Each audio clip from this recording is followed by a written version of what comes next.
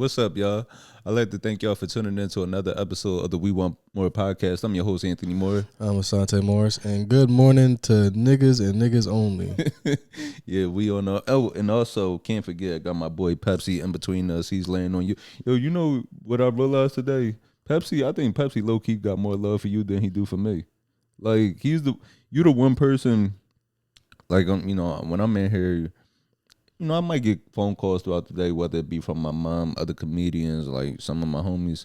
But you're the one person, when you call, he knows. Like, he go crazy. I feel like, you know how you like your grandma more than your mom? It's like that. It's like he don't really like you more, but, he I don't discipline him. Yeah. He know you might sneak him a little treat out your purse. Yeah, exactly. You want to give him some church candy.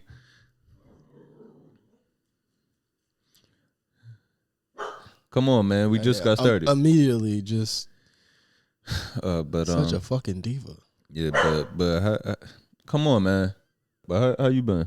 Good. Yeah. Good. How was your week? You been? I've been cool. Just had a busy weekend of shows, but other than that, I can't. Oh, matter of fact, I'm getting into our weeks. Please be sure to subscribe on whatever platform you listen to this on, whether that be on Apple, Spotify. Start right now, scroll down. Please give us 5 stars. If you got some words for us, leave a review. If you're watching this on YouTube, subscribe to that. And also, feel free to join the Discord, man. That shit ain't always going to be free. So, yeah, join now while you can. Because, that shit will be behind a paywall soon. Yeah. But other than that, how you been? Pretty good. Nothing eventful, I guess I could talk about. Yeah. I guess we trying to get this in. So right now we recording this on Sunday, trying to get this in before the snowstorm. Last time it snowed, we couldn't make it. That shit was bad already. So hopefully we don't know how bad it's gonna get. Right now it's just a little drizzle, but I guess the temperature is supposed to drop later, and they say this shit is gonna be a blizzard. I really hope that they are lying or like they got it wrong, because I'm sick of this shit. I'm tired of it. It's not necessary. I know, because we was literally, it's like we're just able to see the grass again. Yeah. And now, it's bad because last time it snowed, nobody cleaned up after their dogs. Oh, it's been fucking disgusting, especially where I live. I'm genuinely like, I can't look in front of me while I'm walking. I have to look at the ground. Right. Like I will step in something if I'm not looking at the ground the whole time. It's so fucking annoying. So now we about to get another batch of snow to go on top of this dog shit. So now I'm not even gonna go outside. We just gonna be stepping in shit. I'm about to walk in the street. Yeah, that's what I'll be on. Yeah, fuck it. Yeah, that's why. Like I went running today. I went running today just because I told you my treadmill, my gym is out of commission. Because last time it snowed and it got really cold, a pipe burst in the building. Yeah. So they had to shut down the gym.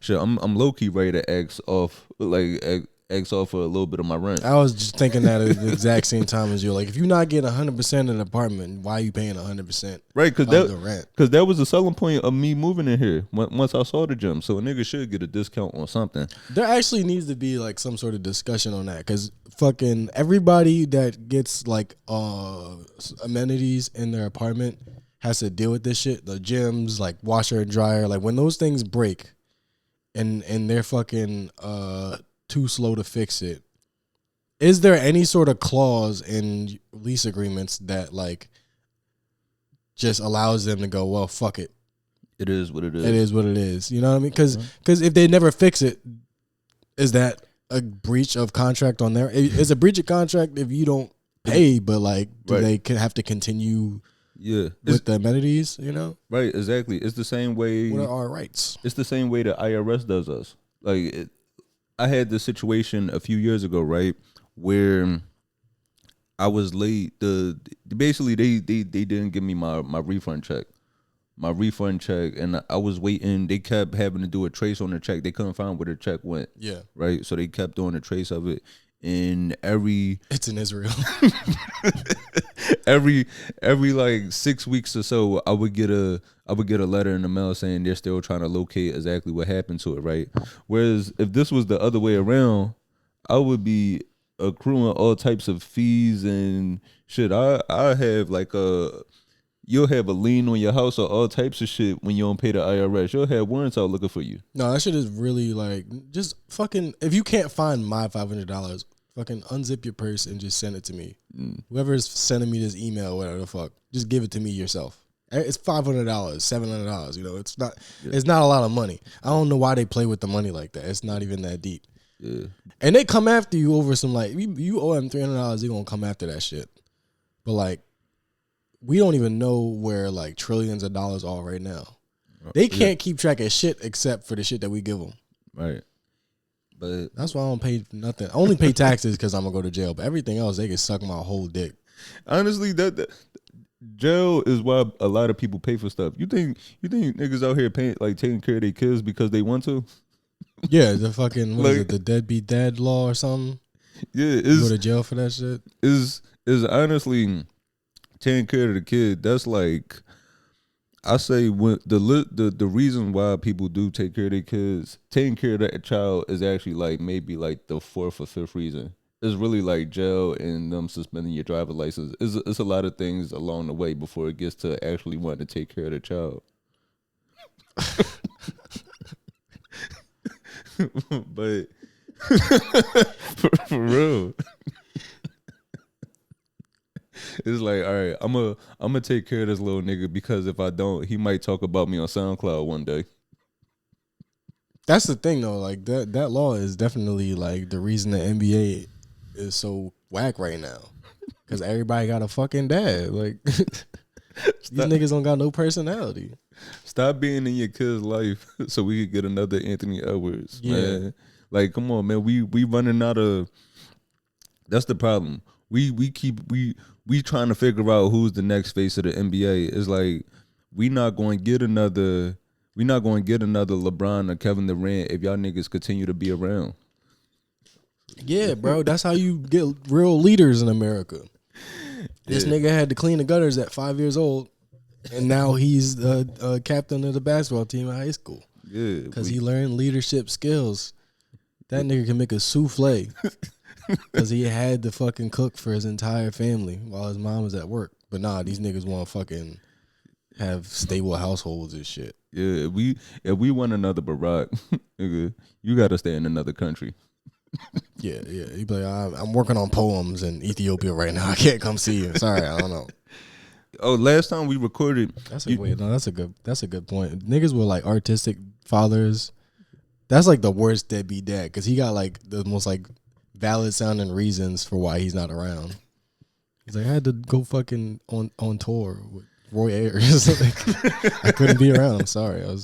Stevie Wonder needed a songwriter. I would have loved to be there, but I was playing bass for Robert Glasper. Yeah, and he's like, fuck, that's a great fucking excuse. You know what I realized? I guess from the last time we recorded, and you know, after we record, in the midst of me like doing the whole editing process, I noticed things because I'm juggling too many hats, right? As far as like recording this, editing, producing, stuff like that. It's a few things I kind of missed. I missed that like in February, it's been Black History Month. We haven't even like really talked about that. We haven't celebrated, you know, our history. And then I guess so. I'm black every day, so it just don't even really seem like I feel like every single episode of this has been had an element or a sprinkle of Black history in it. So it's I get what you're saying, but I think we just kind of always are on that time. So it is, yeah. You gonna bring up some Black history shit always, even with the music. Like you start every fucking episode with some unk shit, and then like give a little backstory, and like we've been giving niggas Black history this whole time. No, but I found out a random ass Black history fact. Right. So I want to spotlight Gosnell Duncan. Who is this guy? He was a mechanic. He was a mechanic and an engineer. Gosnell Duncan. Yeah. What year was this? 1965. And I hope I'm not messing up his name. I hope I'm not messing up the pronunciation too much. But this guy, Gosnell Duncan. Damn, that's an old ass name. That's a fucking colored water fountain ass name. They don't even make that shit no more. Yeah. That shit was colors only. Yeah. So they stopped making that name as soon as they Stop separating the water fountains. So this guy, Gosnell Duncan, he was a mechanic and an engineer, and he got injured. He got injured in a work accident in 1965, and I believe he was married. So, because he was paralyzed, he still wanted to please his wife, right? He figured out that, like, sadly, the below the waist didn't work anymore. So he was still trying to figure out, how can I still please this woman? And in doing so, he created the silicone dildo. Wow. Yeah. That's why they call it Silicon Valley. That's a real nigga, man. So, yeah, Damn. Actually, like, he's a pioneer. He's a pioneer in the sex toy industry, and finding ways to still be safe and accessible and pleasurable for people with disabilities. And oh, wow. I've never seen sex toys as a like accessibility thing. Right. I never even thought about it like that. That's crazy. Yeah, so the thing is, when people are buying those, actually, so all y'all able people that's out here using these, y'all appropriating. Yeah. Boy, your dick one time for Gosnell Duncan.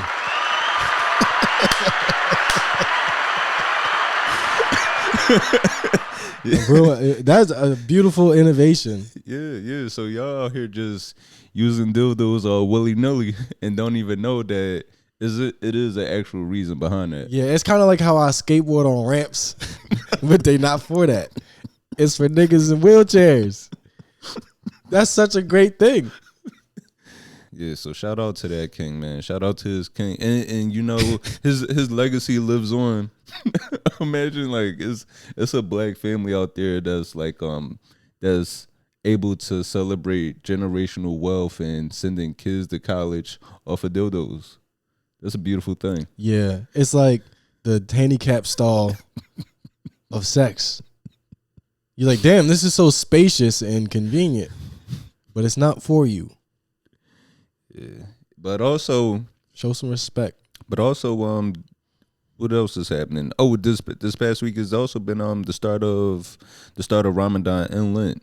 So yeah, it's the start of Ramadan and Lent, which is my time to shine. And I done had some pork. I done fucked up already.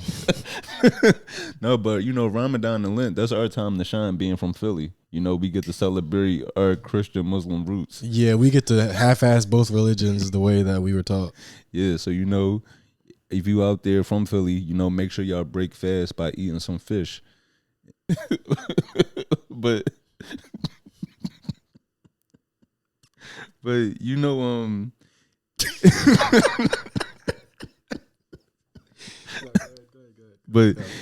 like with Lent, I was trying to think like what I'm gonna give up this year. What I'm gonna give up. I know one year last year for Lent I gave up candy. I'm still not sure what I'm gonna do yet. I think I might actually add something to my routine instead of giving something up. I think I might add in I'm thinking about adding in daily reading or a nightly prayer. That definitely counts as giving up something, because if you're adding in reading, you're giving up the permission to you give yourself to be lazy, right? Or unread. So that does count as giving up something if you think about it that way. What you want to read? I'm not sure. I'm not even sure yet. I do want to. You know what I was thinking? But remember we talked about AR Ed book. Yeah. I was thinking I do want to buy that, but I also don't want the person that's sending those out to have my address.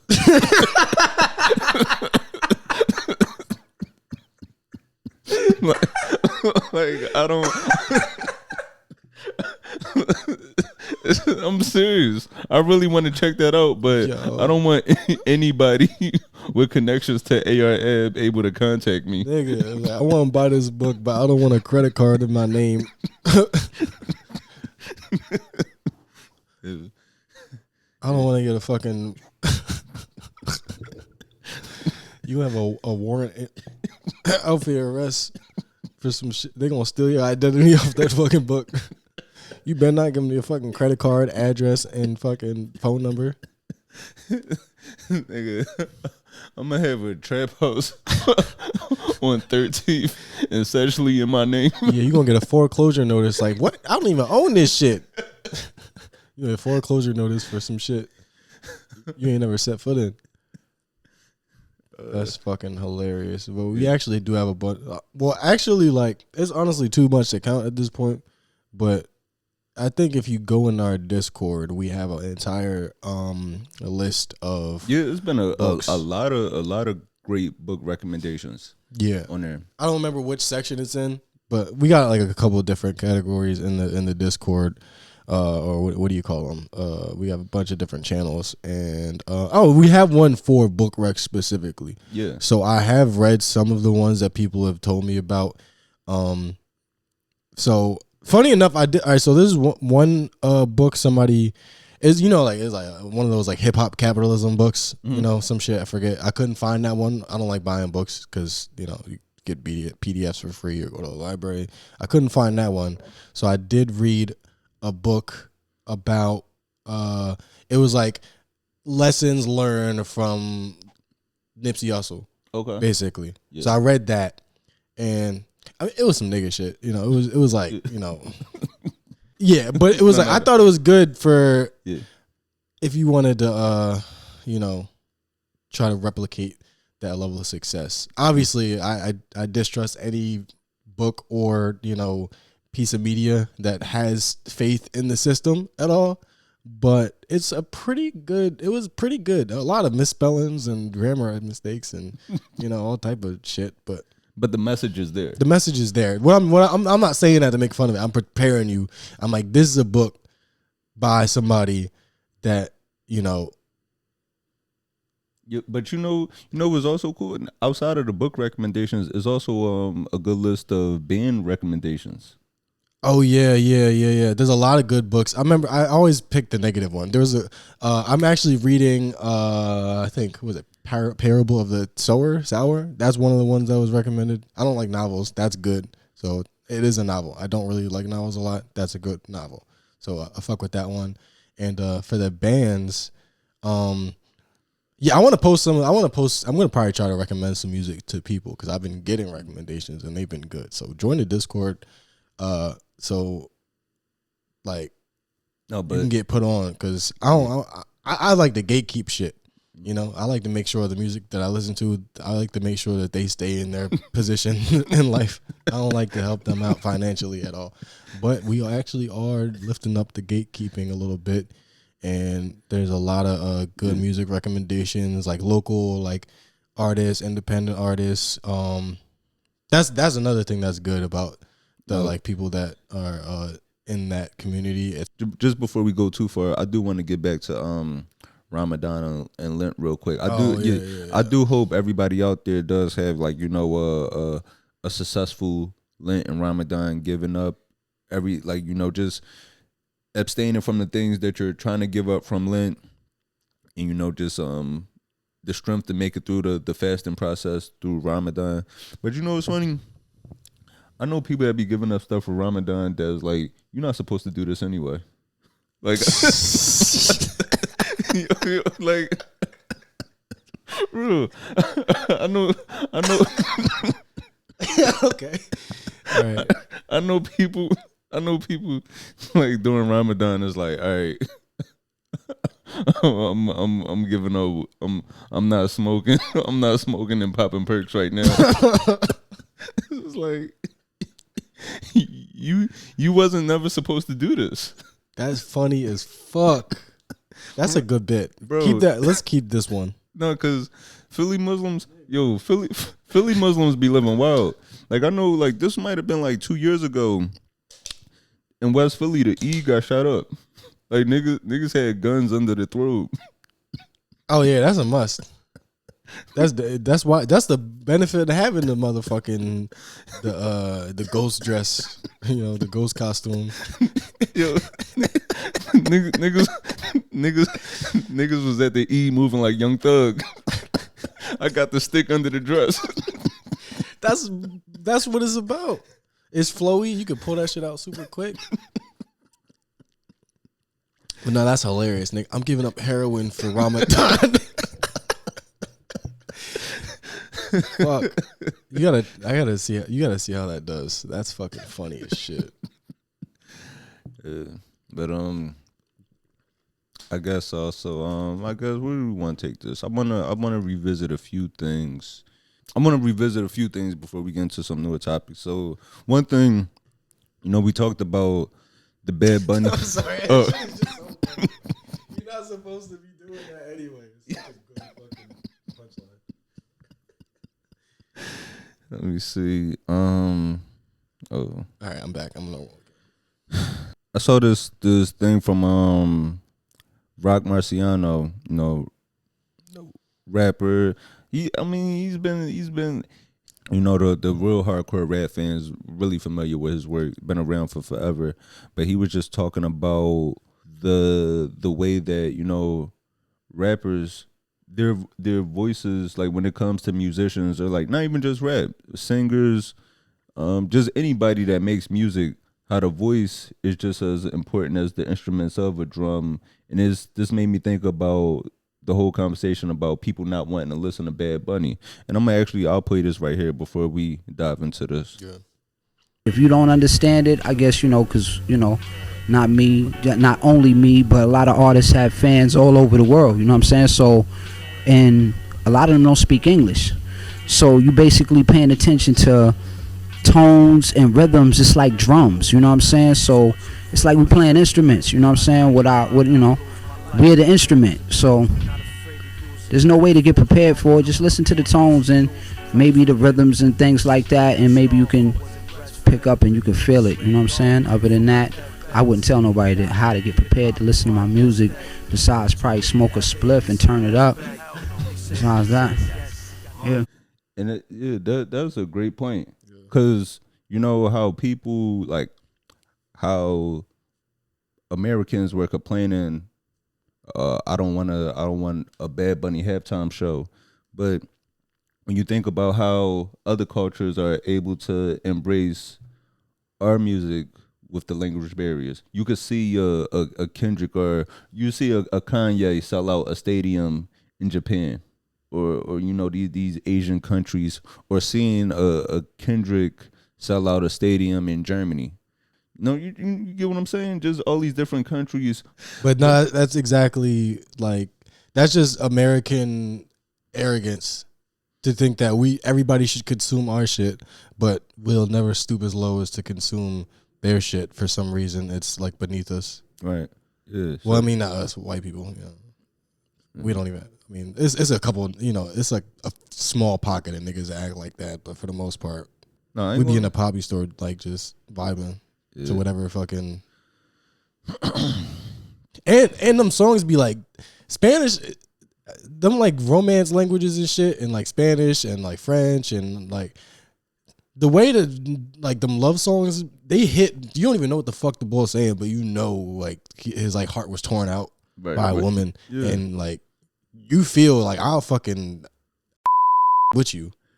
Yeah. That's how fucking deep this song is, and I don't even know what you're saying. Same, because it's like same thing like with opera, right? We don't understand that at all. But when you see them big overweight niggas bouting out them vocals, you feel like it gotta be something. It gotta be some pain behind that. Exactly, and that's one of them things where it's such a kind of a supremacist thing where you seem smarter if you like bullshit like that. Mm-hmm. It sucks. Opera is not enjoyable at all, but it's an art form that needs to be continued and studied so that we maintain portions of our history, not our history, but just human history. But it does suck, and you seem like intelligent for listening to that. But if you listen to Bad Bunny, like. All of a sudden it's beneath you and it's stupid. Mind you, Spanish speaking kids speak two languages. All of us speak fucking one. It's such a classist thing. Classist. Where exactly it's certain things that if you have money and do it, it's such a flaunt of your wealth. But if you're poor, but if you don't have money and do the same thing, is frowned upon. Like if you're able to speak multiple languages and you have money, it's a profound thing. Like when you see children, you know what I mean? Like when you see children from this country that are able to speak multiple languages, look how educated they are. Look how smart they are. It's such, but when you see, excuse me, Keep that in. but when you see, but when you see children from other backgrounds come here and learn different languages, and like come from like a Spanish speaking country, but come here and learn English, they're frowned upon. They're judged in a way. Same. Yeah, like somebody that speaks Spanish, you're like, oh, this fucking idiot doesn't even speak English. Like, nigga, he speaks 2 languages. Right. But the music, like, I've always thought about. I'm sure I'm not the first person to fucking think about that shit. That's not what I'm saying. But I've always thought about like how like a voice is like an instrument, Yeah. Because it's like an instrument, but also can convey more than a traditional instrument can. A voice can just like convey just like a feeling. Like you don't have to be saying shit. You could just be mumbling, and it's just it's like a rhythmic thing where you just catch the rhythm of the song. So they're just trying to convey a rhythm, or you could be trying to convey, like communicate a feeling that you have through music. Like I feel this way about a certain thing. I want you to understand how I feel about this, and on another level, it could be like a mantra. It's like, hey, I'm gonna a chant, So the chant can be complete nonsense and just make you feel like a rhythm, or it could be a thing where it's like, I want you to feel this message, and like a confidence thing, like be confident, like you're a bad bitch, that type of shit. Yeah. But also, it could be just communicating a thought that you had, like a love song where you're like, some lady broke my heart. So it might not, you might not be able to relate to it as the listener, but it's like you putting out your thoughts. So there's like so many different levels of like that kind of thing where a voice is an instrument and also like something else I can't even explain, I guess this past week they finally released the America's Next Top Model documentary. Did you get a chance to check that out? Yeah. And what the fuck? That shit was I don't crazy. remember any of that shit. Yeah, so I remember like vividly as a kid, I used to watch that shit faithfully. That faithfully. So America's Next Top Model. I was definitely, I started to learn what a penis is for around that time. I'll tell you that. All right. No. I actually feel like that was pre-horny me. I actually was like watching it thinking like, ew, girls. Damn, I missed that time. Remember when girls were yucky? Bro, but it wasn't gay. You were just asexual. I miss being asexual. That's what it is. America's Next Top Model, that documentary, that was a special time on UPN. Like I don't think my TV changed from UPN after school. Like I didn't need cable at that point. I would come home, I would watch, the Hughleys. What you would watch? The Hughleys, the Parkers, Dance 360. You remember Dance 360? Oh hell yeah, that was my shit. I'll come home from school and watch that shit. Yeah, I would watch that. Then America's Next Top Model, SmackDown, and then in the night, you would get your dose of Judge Mathis calling somebody a crackhead. Everybody Loves Raymond and King of Queens. Those two. That's when I found out white people could be funny. What, on like the daytime shows? No, King of Queens and Everybody Loves Raymond. Oh yeah, Everybody Loves Raymond. Yeah. That was some shit I liked. I didn't like most of the shows back then, the white people shows, but I liked that. I didn't understand Seinfeld back then, but that one was good. Yeah. King of Queens, that was funny too. Yeah, so America. That's what I miss. Back then, like the problem now with the streaming and shit is back then television was a shared experience. We used to turn the TV on at a certain time to watch a certain thing. You could talk about that shit tomorrow with everybody. We all watch this shit. But now a nigga like, you ever seen motherfucking Boobity Bop? I'm like, oh, what the fuck is Boobity Bop, nigga? I don't even got, what is that? Yeah, and that was the beautiful thing about a show like America's Next Top Model at that time. It was like we all watched that because the only way to share that experience was, hanging out with your people the next day, whether that be in school or at the cubicle at work. Yeah. It'd be like fucking barbershop or the hair salon, like church. Like everybody would talk about the same shit. The only thing we got left like that is like sports. Yeah. So America's Next Time Out, they put out the docuseries about the behind the scenes look of what was actually happening on that show with the contestants and how the judges and Tyra Banks were treating the contestants and just that whole process of elimination for them finding the winner. And that was crazy to see.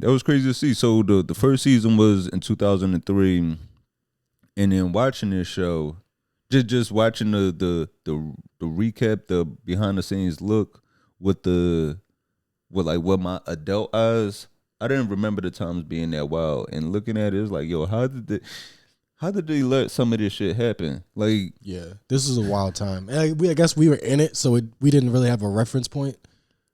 But it's like, I need to know the cutoff of when did blackface stop being cool. Real shit, because actually was not that weird. Now that I think, there was a lot of blackface back then, and everybody just they did a photo shoot. One of the photo shoots where they had the white women dressing up as like African women holding African babies with with afros. They had black models. They were doing like brown face. I guess would be yellow face. They had makeup where some of the women were turned into Korean women. And dressed in like they had them hold a baby of that fucking race too. That shit already didn't make sense. They're like, oh, well, if they hold a baby of the race, it makes more sense. Like, what kind of shit was she? That's why your brain needs food. That's the problem with models. If you don't eat, you come up with ideas like this because you're hallucinating. Because you're starving to death. I think she was probably smoking cigarettes and starving to death and coming up with the most insane shit. Yeah, and then the challenges were getting so far away from actual modeling. They had these, it's like, let me see you walk the runway while you juggling 3 swords and jump through a hoop of fire. Like, they had them and it was sad watching what they were putting the models through, because it's like, all right, you already have these women dealing with, like, you already had some of the women dealing with like, you know, it might be a eating disorder or body dysmorphia, and then they were finding other ways to pull from trauma in their life. Like, did you see the one photo shoot where they had it was one model where they had to do like the makeup of somebody that died, like the crime scene one? Yeah, is that what you're talking about? Yeah, the crime scene one, and they made the model dress up as like a victim that had been shot. And they knew that her mom had been shot and paralyzed. Yeah, that's fucking was crazy. Fucking the craziest shit ever, bro. They had a model they had the one chick. I remember this as a kid. Like, I always remember the scene of the one white lady that she had to tell her boyfriend that she cheated, but they played it out as she like just consensually cheated, but seeing that like, no, she was drinking after not eating all day. Like, it was like, we want to get them some wine, but don't feed them. Yeah, they got her, like, they basically got everybody like blackout drunk in order to see what kind of antics would happen. And then, bro, so this was like season 2, right? This show went for 24 seasons. In season 2, there was a literal date rape that they filmed. And then they got 22 more seasons. That shit is crazy. It's like the times couldn't have been that wild. It's crazy when you think about it. The times were so wild because that not only happened on air, that also happened in wrestling. Remember, it was like the story was Triple H married Stephanie McMahon while she was passed out.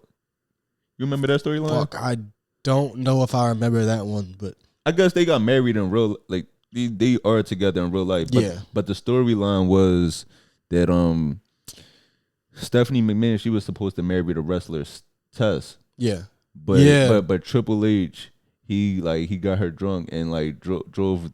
He took her to like a drive-through chapel. Yeah. And that's how they ended up getting married on the storyline. There was a couple storylines that were of that same questionable ness in wrestling. Yeah, so but in this, so America's Next Time Out. So let me back up just a little bit. So we know that the person, the face of the show was Tyra Banks. Yeah. right? But she also had her 3 judges that she.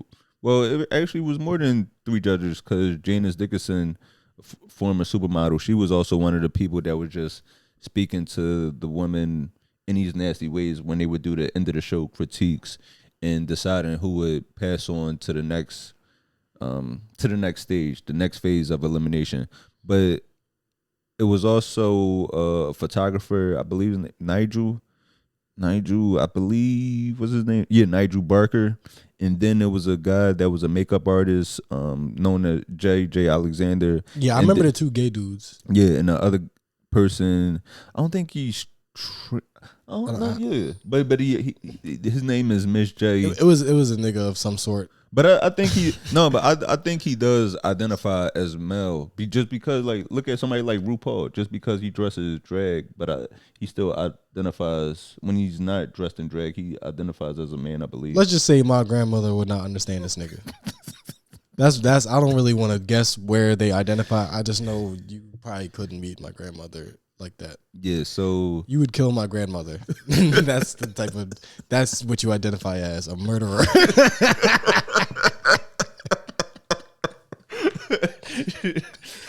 I identify as a heart attack for older people.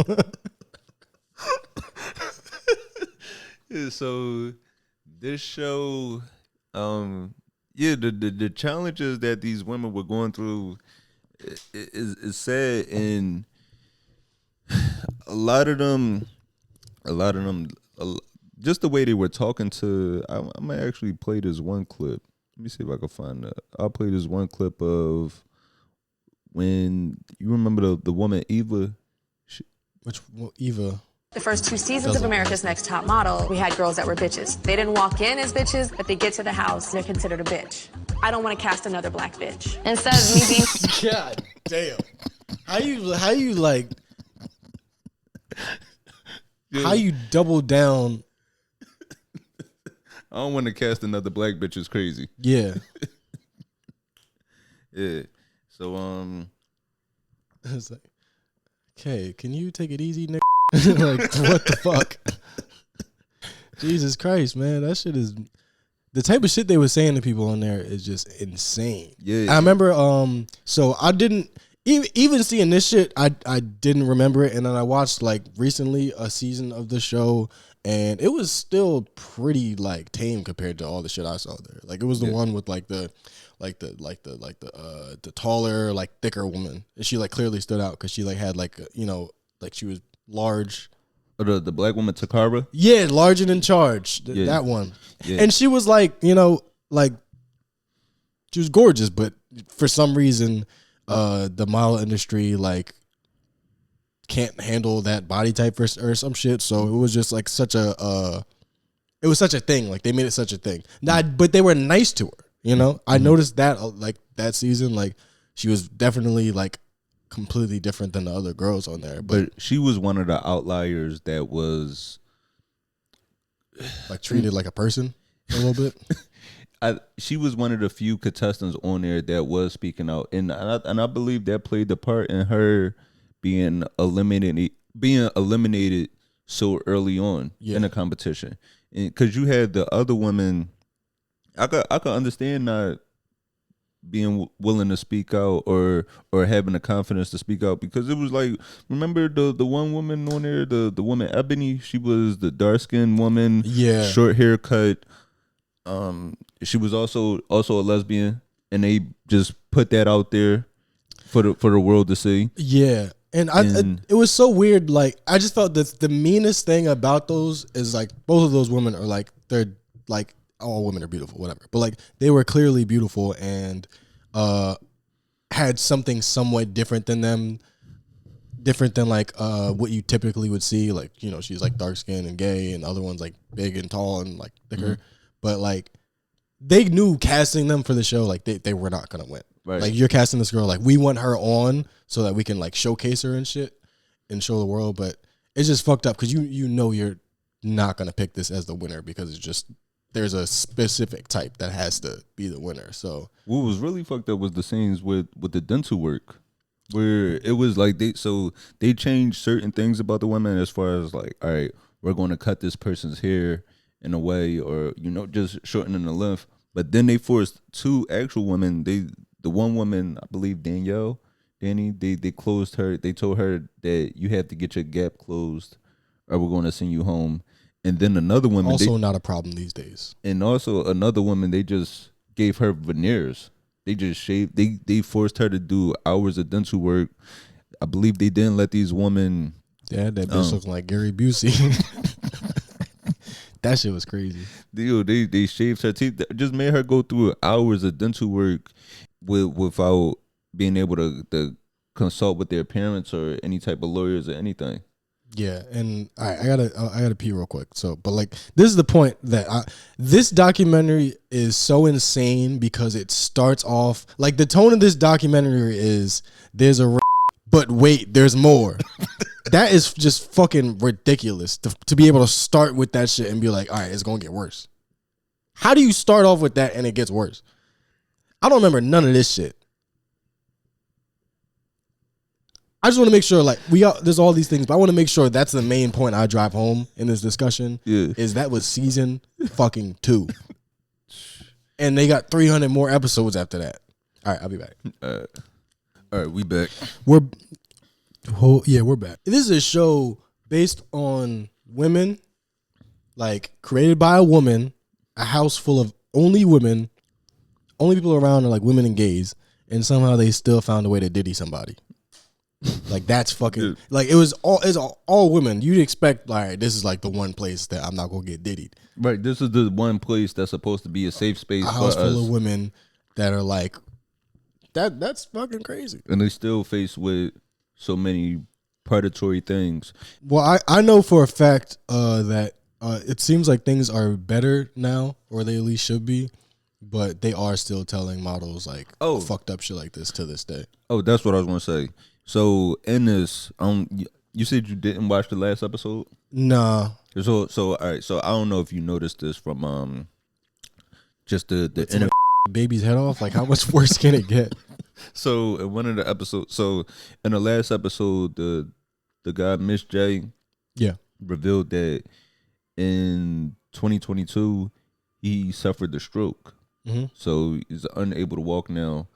And he said, I think maybe at this time now he might have regained some ability, like the ability to walk a little bit. So wait, they didn't reveal that to the end? Yeah. They did a wheelchair reveal in this motherfucker, bro. Holy shit. How did they hide that so well? So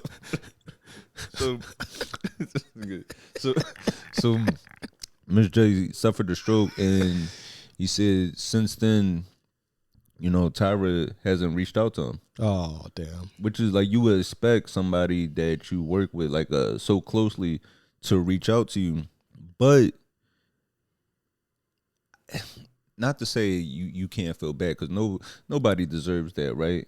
But this is the person that you were cool. This is the person that you were playing the mean girl along with. Like y'all were both being bullies to other people. Yeah. So now you expect the bully to be nice to you now that you're like, you seen how this bully has treated weak people before.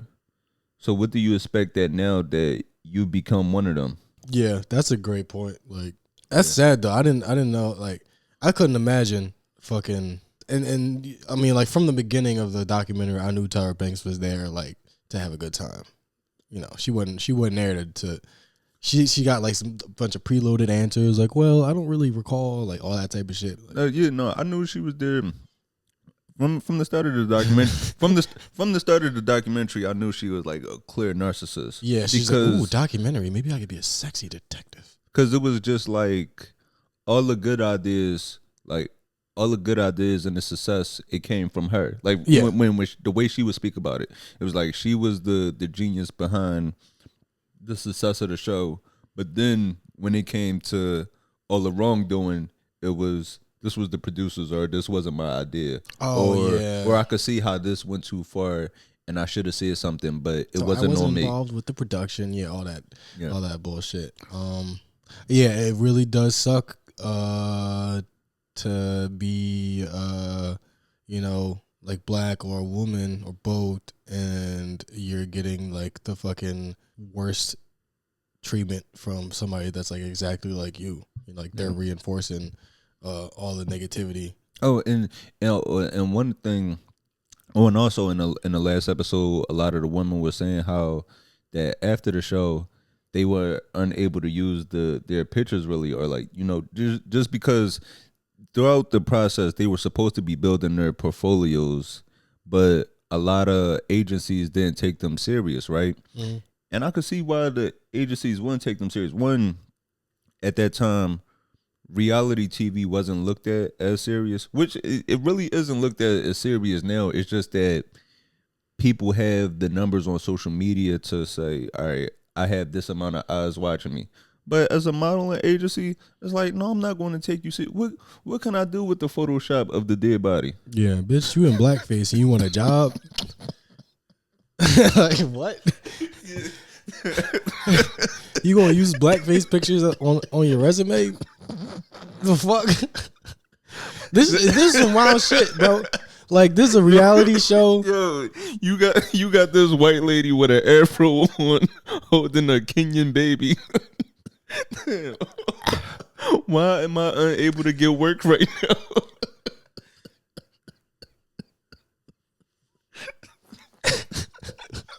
Bitch, you are white from Kansas with the undercover brother fro on. Undercover brother, bro. Yo. This is some heinous shit. Like, Blueface wouldn't even do this on his reality show. That's how you know this is fucked up. When Blueface got better morality than you, dog. It's fucking... Natalie Nunn don't even be on this type of shit. She would make them bitches fight, but she wouldn't put them in blackface. And them. Well, actually, she would do that, I heard. But not the blackface.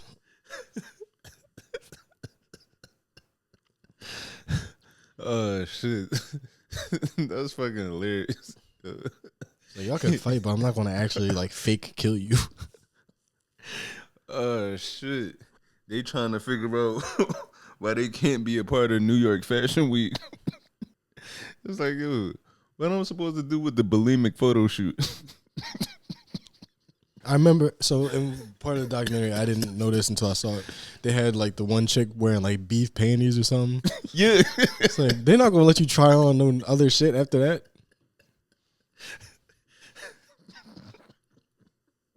You trying on clothes at the store and shit. You giving everybody fucking bacterial vaginosis.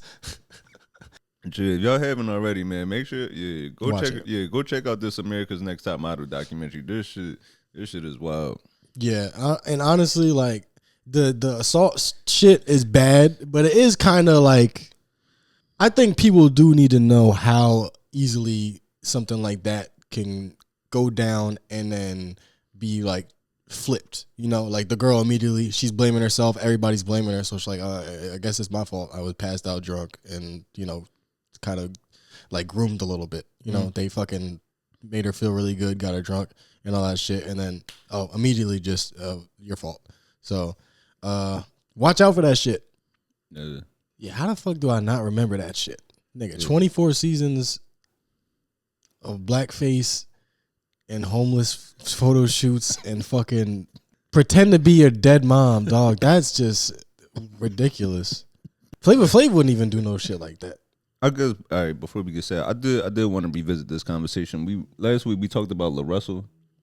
We talked about LaRussell, mentioned Lil Wayne, saying Lil Wayne, his music kind of lacks substance, which, you know, definitely do agree with, and is a great point. But yeah, but I guess the one issue that, the one reason this has caused major issue is that LaRussell is in that same field. So that's what's tough. Like when you critiquing somebody that you're in the same field as, but you haven't done enough of, you haven't reached their level of success. It would be kind of like if we critique some of our, because we have comedians that, you know, we share some disappointment in, but we're not. Because last week we did, who do we talk shit about? Schultz? I mean, but like I'm not talking about his act though. Yeah, I'm not gonna give niggas notes on their act, but like, Right. So, Like just the shit I see in the world, that's the shit that I'll talk about. And that's the thing. That's the funny thing about Wayne. Like, you can't expect substance in music from somebody who's like actual life lacks that. Like, right. The nigga's literally like fucking a MAGA like pro cop. Like, he's got worms for brains, you know, in real life. So the music, we're lucky that the music is good at all. And it's honestly he can say literally anything and it's probably gonna be good as long as the beat isn't the Peanuts to an Elephant beat. It's usually like, it's Wayne. Kanye's taking it too far, but we do need people that just can pull gold from thin air. Yeah, and what made it worse is that, you know, so in LaRussell saying this, he started sharing his own music, saying like this is some substance. He said that. Yeah. See, you can't do that. Right. Cause now, like Cause now, when you compare yourself to Wayne, now you really have to deal with the Lil Wayne comparisons. You don't want that. Right. Because now people already don't like that you diss somebody, or not even this, but you know, you're critiquing somebody that is universally loved or just has such a large fan base. So now they're immediately ready to dissect and pick you apart. Yeah, and people find me funny, but if I start to compare myself to Chris Rock, all of a sudden I'm very not funny. You're right. So that's insane to even do that to yourself. That's just ill-advised. You want to hear some of his music that he shared? Of course not. Of course I don't want to hear that shit. But let's play it. That's like that's what can I compare that to? A fucking Shibuya roll call. No, that's like Shit was ass. You remember them Wild CDs? Or like that's not that's what I call music. Yeah, that's now what I call music. Volume 96, like or like that's like Kids Bop Too Short. Yeah, no, it's exactly that. So he just put himself in a bad position. This is the fucking Kids Bop blow the whistle. Do the dishes. Do the dishes. Sadder news. This past week, actor Eric Dane passed away. Eric Dane, did you hear about that? I don't know who that is. Eric Dane, he was on Grey's Anatomy. All right. So here's the thing, and no disrespect to this guy, but Grey's Anatomy has like 900 people on that show, so it's impossible to know who's on it. Yeah, he was on Grey's Anatomy for. Did you watch that show? Nah. It's over now, right? Didn't it go for like 15 years or something though? I'm not sure. That was just one of those shows that was just so long. He was on there for about 6 years, and he was on. When was Grey's Anatomy? He was on Grey's Anatomy in 2006 to 2012. So I guess that's when we was watching Top Model. That's when we was watching people in blackface. Yeah. Yeah. So we were busy with more important things. Yeah. So he was on there, but more recently he was on Euphoria. I didn't watch that either. Yeah. I don't have HBO. It's too many. You got to get too many subscriptions to keep up with all the shows. That's one reason we need to bring cable back. Yeah, because everybody having their own streaming service. Like, you're paying individually for like a whole service just to watch one thing, and everything else on there is kind of like meh. So yeah, so it would be nice to have fucking good TV back. Yeah, so one place. So Eric Dane, he passed away this past week after he passed away from ALS. He announced his ALS diagnosis in April. That's of the ice bucket challenge thing, right? Yeah. It was before. You could read one full page of a Harry Potter book, nigga. That's that. Yeah. So he passed away after under a year, after announcing his diagnosis, and it's sad because just like that type of disease, it's sad because like you're mentally you're still there, but your body is failing you. Oh, so it's like you're fully aware everything is happening, and it's just like your body, like it's just. It might start off with like you losing sensation in a hand or fingers, and then it just progresses to where you lose full body control, and most people end up passing away from like difficulty of breathing. Wasn't that Stephen Hawking had that? Yeah, and that's why he was such an anomaly, because Stephen Hawking, he was diagnosed at 21, and he lived to be 76. The cure is on Epstein's Island. Yo, what if the cure is? What if the answer is children's blood? Yo, like, honestly, I'm like, it's funny to think about, but yeah, like yes, you know, stem cells are like a real thing. Yeah. So like, because most people that are diagnosed, I believe they end up passing within like the first 2 to 5 years. So that's an extreme case to live 50 years with that condition. But Eric Dane, he passed away, and one of the last things that he did, actually released on Netflix after he passed, was he did an interview. He did an interview on Netflix, Famous Last Words, where he basically just spoke about, the situation, talked about his family, talked about his wife, his kids, and it was some debate of whether this was the right thing, as far as people saying Netflix are just looking for a way to gain money and profit off his death. But I do like him. I like him having agency over how his last words will go, and then also him being able to bring his family one last check. Yeah, both things are true. Because look at somebody like we just talked about, James Vanderbeek passing away, and how he was struggling with bills. And I forgot to mention this last week, but that was like why the actors strike was so important. Why? Because the health insurance shit? Yeah, the health insurance, residuals, all of that. Bro, like we mentioned it, there's no way Dawson from Dawson's Creek should have to struggle with any type of payment. Yeah. When we talking about unions too, but I didn't even make that connection. Like the Actors Guild, it's a union. They had to be gay about it because they're actors and call it a guild, but it's a union. and like the only way to like ensure that you as a laborer of any kind will be looked out for is to look out for other people. And it's like it's a union. Like you guys gotta look out for each other, because if there's anybody in a position above you, they're gonna try to suck as much out of you as they can and give you as little as possible. Damn, I didn't realize he was in The Last Bad Boys.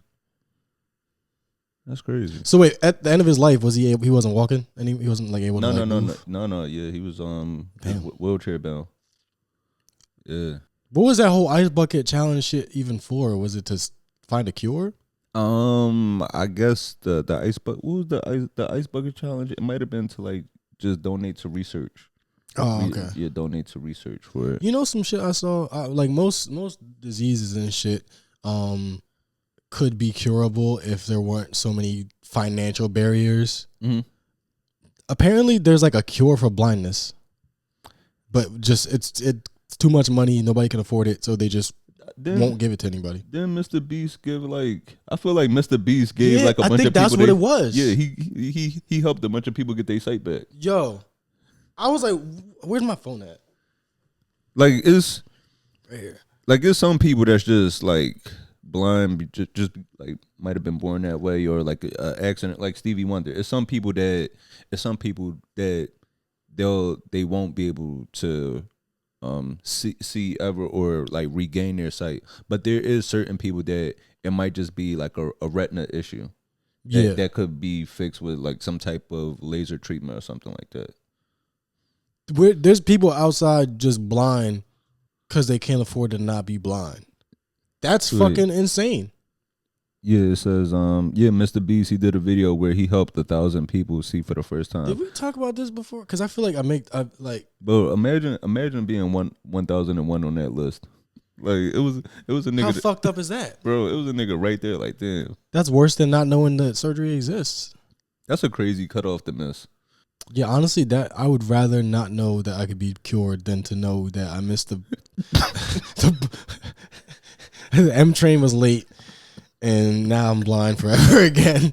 I'm still blind forever because I couldn't fucking make the train. Somebody dropped a hat on the tracks and now I'm blind for the rest of my life. Well, I guess and just, other sad news. Jesse Jackson passed away this past week. Jesse Jackson. Now, I honestly didn't know a whole lot about Jesse Jackson other than like the shit that everybody talks about. But learn right. So in this past week, I'm finding out more about him myself, and yeah, I feel like I had to research more just to be like qualified to even like speak on this. I feel like I had to look into it more. Yeah, so Jesse Jackson passed away this past week at the age of 84. One of our I don't think he got the respect he deserved. He didn't. They put a lot of they tried to put a lot of dirt on his name. I didn't know he ran for president. Yeah. It was like I think Shirley Chisholm and then him. Yeah, he ran for president, and with him running for president, he was the reason that a lot of black people even decided to register to vote.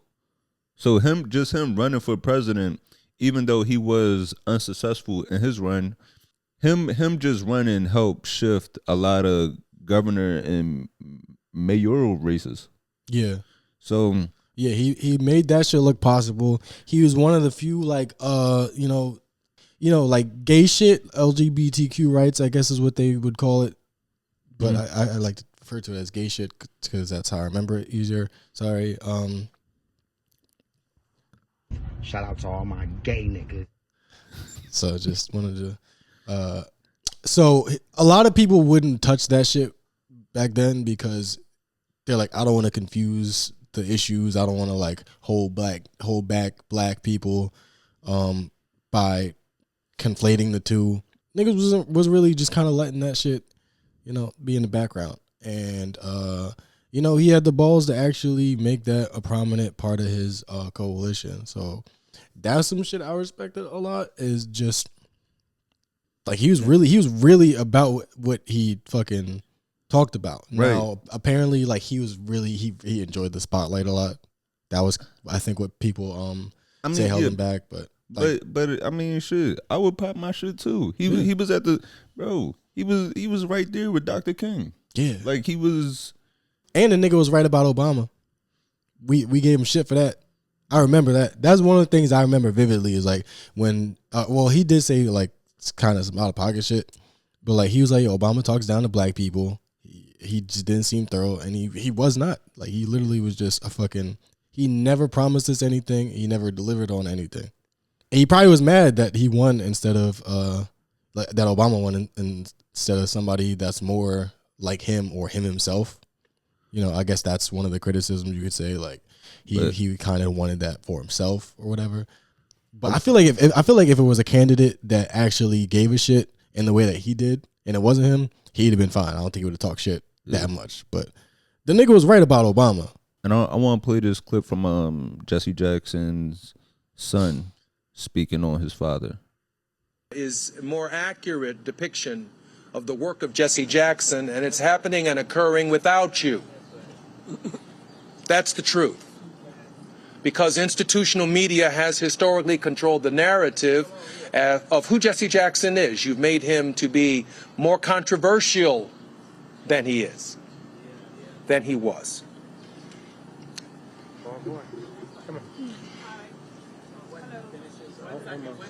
You've made him less multinational than he is. You've tried to make him someone from a side of town and not universal. Today, the King of England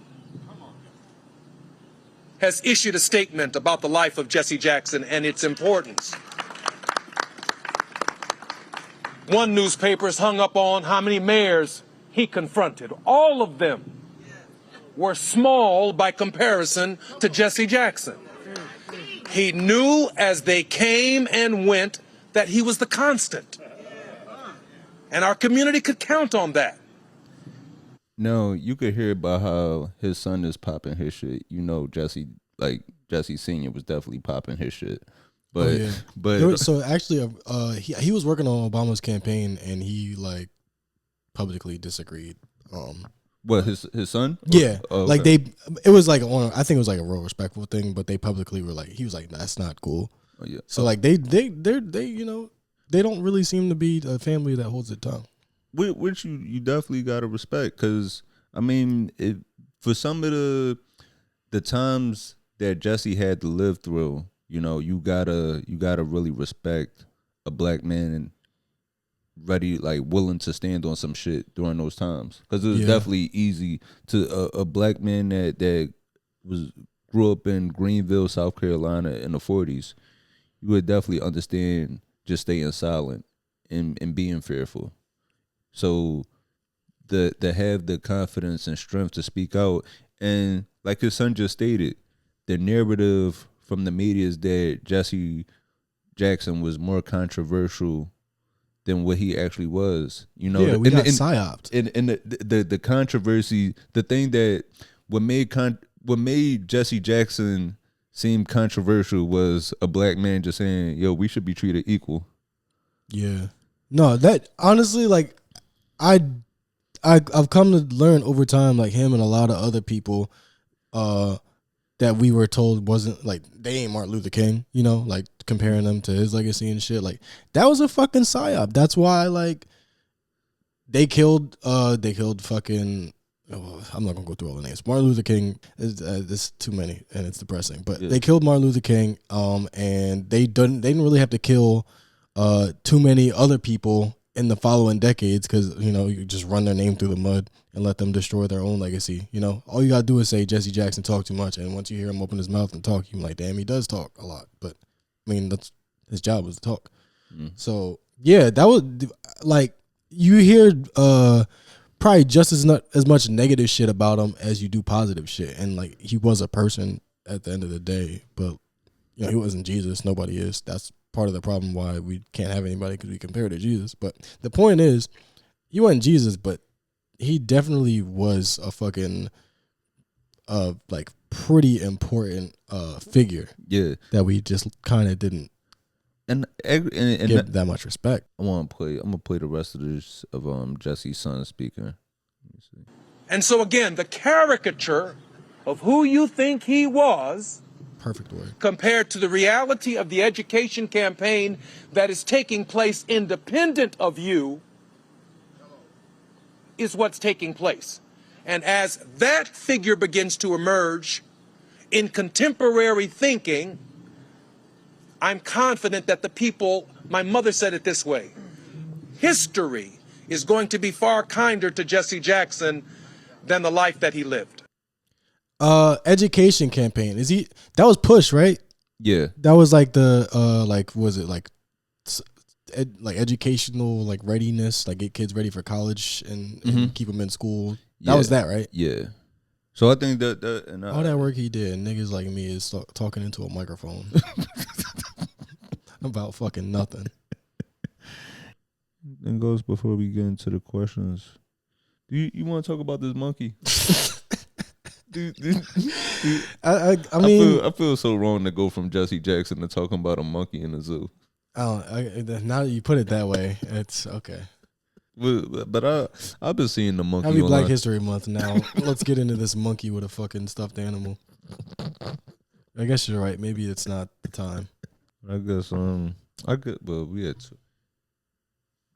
It's starting to come down. Yeah, we're in a blizzard talking about a fucking monkey in Japan. Fuck that goddamn monkey. I gotta get home.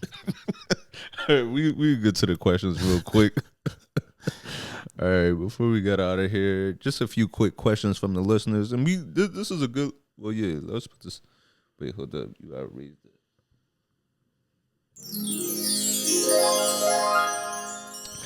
All right. So somebody asks, what's the best and worst thing about being from Philly? Well, if you ask people, I'm not even from Philly because I'm from Northeast. So I guess I'm disqualified from answering this question. Yo, that is funny as shit. Yo, people from Philly definitely don't count like the Northeast. But I'm like, all right, tell that to my driver's license. I don't know what to tell you. I'm sorry, my parents own their home. Fuck, dog. I don't know. Yeah, and it wasn't even necessarily like that. It's just, I guess the neighborhood wasn't like. I hate that we do that. It wasn't a good neighborhood to like. It wasn't like it wasn't really a good neighborhood. It was just it's like it wasn't a cool neighborhood. That's what it is. No, not that it was bad. I'm saying like there wasn't like anything fun going on per se. I mean, y'all survived. The problem is, what we got to stop doing as people, we got to stop gatekeeping poverty. Niggas will, for real, niggas will make fun of you because you get to celebrate holidays with both of your parents together. Yeah, but I will say that like Northeast Philly does. It's not like the best thing about that place is that it motivated me to leave. Yeah. Like there wasn't anything going on. What's the best thing about being from Philly? The best thing about being from Philly is I don't think I give a fuck about anything. For some reason, yeah, I feel like most people, or at least the ones that are successful, know how to just not give a fuck. Yeah, I think I like that. I say for me, one of the worst things about being from Philly is being too cool. You know, sometimes being from Philly, we might be too cool to ask for help or being too cool to show love. You know, yeah, that does suck. Yeah, being too cool. Everything is dicky in. Yeah, so being from Philly, you're naturally standoffish, and always got your guard up. So I say that's one of the worst things. But one of the best things, like you said, is having that attitude of not caring. Yeah, and it's not even like a malicious thing. Like I don't give a fuck about other people. It's just like I don't give a fuck about like the shit that people think is important. It's not. Yeah, because you don't want to be considered dicky, and you're comfortable with being an individual. So Philly does help mold you authentically. It's so many times I'm in a party, I'm like, oh, they ain't here dicky. I'm not. I don't want to be here no more. They ain't here dicky. Somebody else said we're losing recipes. What's some old black sayings that we got to pass on to the next generation? Definitely passing on. If you could hunt, you could hear. That's a great one. Yeah. Ripping and running. Yeah, ripping and running is a classic. Yeah, ripping and running. Hey, you're not about to come in here ripping and running. I plan on with my kids, because when we do have children, they're going to be born into the social media age. But I do want to limit the phone usage, and I do want to have kids smell like outside. Yeah. Oh, pick one, inside or outside. If you go outside, you stay outside. If you come in the house, you stay in the house. That's a good one. Fuck. I'm blanking. I had a good one that I was thinking about. All right, ripping and running. No spending the night at white people's house. That's racist as fuck and never happened to me. That never. But your mom didn't want you to know what success looked like. Hell, don't be going over there and then coming back here thinking you won't get all them white amenities. No, bro, that's all. That honestly, that's the problem with my little sister. like that's the difference between me and my little sister. She started going to I told you, my sister, she went to like a really nice private school. So she went to like a really nice private school on the border of Philly in the main line, and she started going to bar mitzvahs. She started coming home and asking my mom for aged cheese. Like, what the fuck you think this is? We eat cheddar around here. Yeah, kids today are spoiled as fuck in general. Yeah. But fuck, old black sayings. I got a good one that I just fucking I lost it. If you can't do your homework, it's like you know all them songs. You can memorize all them songs, but you can't do your you can't memorize. Yeah, if you get bad grades, you memorize all them goddamn songs. Right. It's certain things I'm glad that we did get rid of.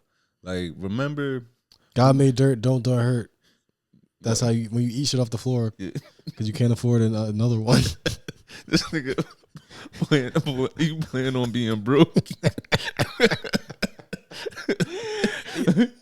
I mean, based on my current circumstances, it's not really a plan. It's just a continuation of the present. I just bought this goddamn juice.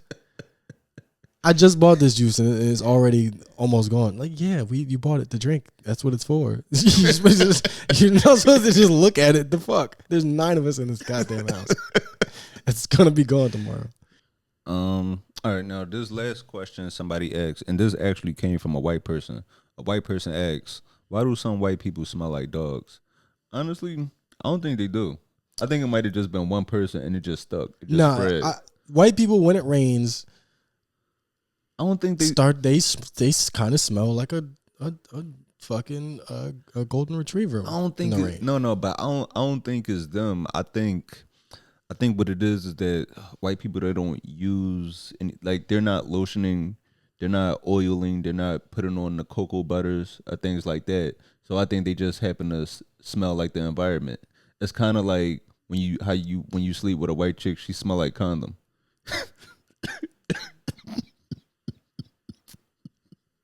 No comment. Like, it ain't. But what you're saying is, in their natural state, they smell like a wet dog? No, I'm saying they smell like nothing, and they pick up whatever the environment smells like. So so it's not that their scent, they're starting with nothing, but now they're smelling like wet outside. That might be it. That could be it. Whereas with us, we're going to smell like whatever oils, or if you're 40 plus, you're going to smell like that Old Spice that you bathed in. Yo, that's true. That's why the condom, because I've done the smell test with the condom thing. Like with a black joint, it's like, okay, still cocoa butter for some reason. No condom smell. But sometimes, sometimes you do get the condom smell. Like, for the most part, like, that's why you got to use nothing, so your white girl smell like you.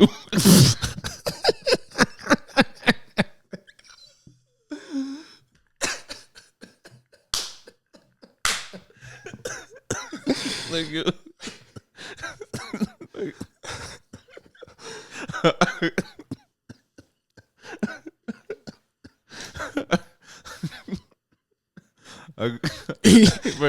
I got my white girl smelling like Murray's hair grease. Yeah, you like you try to transfer some of the cocoa butter smell over to her.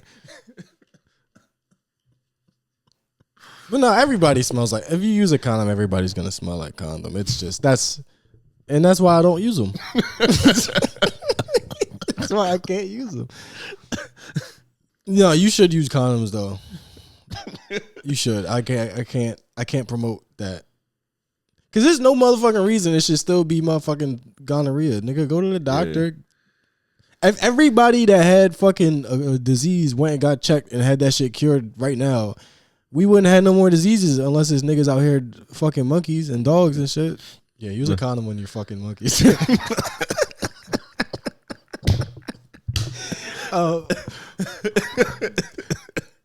Sorry, I can't be serious for. Do you want to do the Martin question or what? Yeah. And the last question somebody asked, who is your favorite side character that Martin plays on Martin?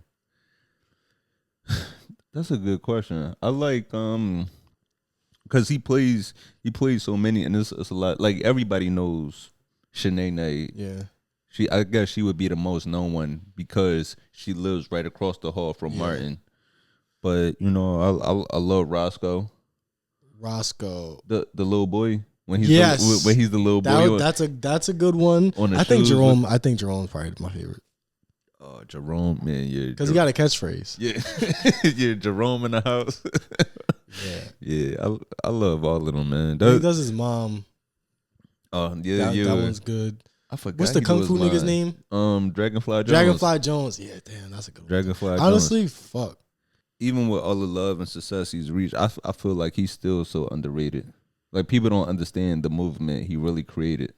Yeah, he's not in the. I don't know if he's in the, like, you know how the conversation is like the top comic like for a while. It's like, it's like Cosby, then it's like Richard Pryor, and then I guess they would say like Chris Rock after that, or no, like Eddie Murphy, then Chris Rock, and Chappelle, and then Chappelle, and I guess Kevin Hart. But it's like Martin is definitely before Chappelle. Bro, if Martin back in the 90s, if Martin brought you on that Comedy Jam stage, you were a star. Yeah, he doesn't get the title enough. Yeah, even the people that might not have had the most memorable sets, because the most memorable sets would be like, you know, Bernie Mac's "I Ain't Scared of You Motherfuckers" or stuff like that, right? But I think he fuck man, he might need to be on that list too. Oh no, definitely for sure. No, he definitely is. Yeah, for me especially, because that was like my favorite.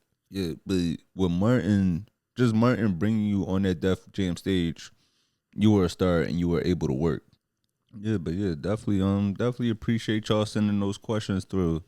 And I guess before we get out of here, as always, you know, just thank y'all for listening. Thank y'all for continuing to rock with us.